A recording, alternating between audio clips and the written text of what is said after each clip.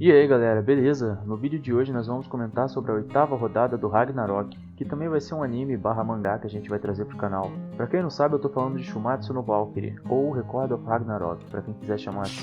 Indo direto ao ponto, os lutadores da 8ª rodada foram definidos, e vai ser Nikola Tesla versus Beelzebub. O capítulo começa com a Brunilda toda irritada porque o Buda fugiu da enfermaria. Literalmente, ela estava endemoniada.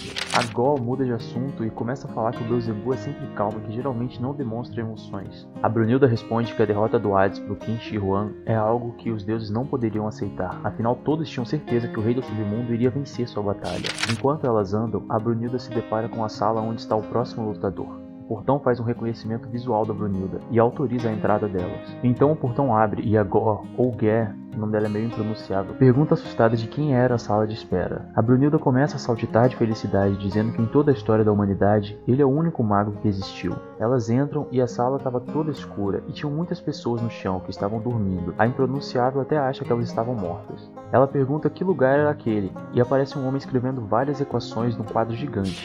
Esse homem é Nikola Tesla. As suas primeiras palavras são enaltecendo as leis da física, dizendo que são perfeitas. A Brunilda começa a falar sobre as invenções do Tesla, e que ele foi chamado de o cientista louco do século, e que suas pesquisas eram como magia. O Tesla então já rebate dizendo que odeia essa palavra, e que não usa nenhum tipo de magia. O que ele usa é a ciência. A Brunilda pergunta se sua pesquisa já estava pronta, e ele diz que sim, mas só faltava o material para ficar completa. A Brunilda diz então que tem o material ideal e chama a nona das Valquírias, Gondu, que já estava na sala mesmo antes da chegada dela e da impronunciável. O Tesla fica observando ela e começa a tocar na Valquíria, e já manda na lata: "Eu tenho permissão para usar o seu corpo?" A Valkyria parece que já tinha desenvolvido uma paixão pelo Tesla e concorda que ele use o corpo dela como ele quiser. Eles concordam e dizem tudo pela ciência e iniciam um processo da Voland. Enquanto isso, a Gol fica toda assustada. Então começa a brotar vários raios e todos na sala acordam. E nesse momento, vários nomes da ciência começam a falar. Aparecem Marie Curie, Galileu Galilei, Albert Einstein, Isaac Newton, Alfred Nobel e Thomas Edison. E no meio daqueles raios e fumaça, aparece o Tesla dizendo que o que vocês chamam de Deus, ele chama de leis da física. E então aparece ele com a Super Autômata, uma armadura com design bem bonito. Ele se empolga e diz que é nesse momento que os humanos superam os deuses. Depois dessa fala, o mangá já corta para o lado dos deuses.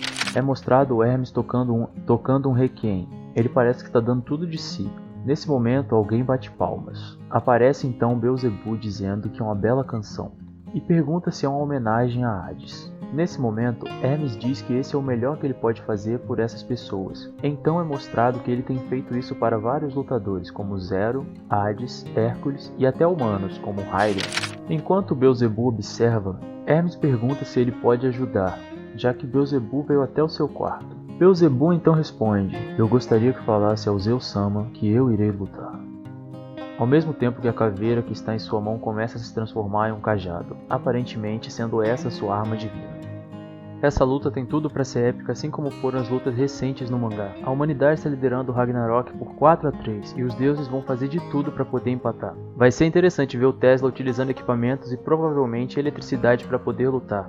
Enquanto isso, vamos ver do que o cajado do Beelzebub vai ser capaz. Sem contar na disputa entre cientistas, de um lado Beelzebub conhecendo a área biológica, de repente até podendo invocar criaturas que ele mesmo criou, e do outro Tesla vindo com as leis da física e sua ciência. E aí, quem será o vencedor dessa batalha?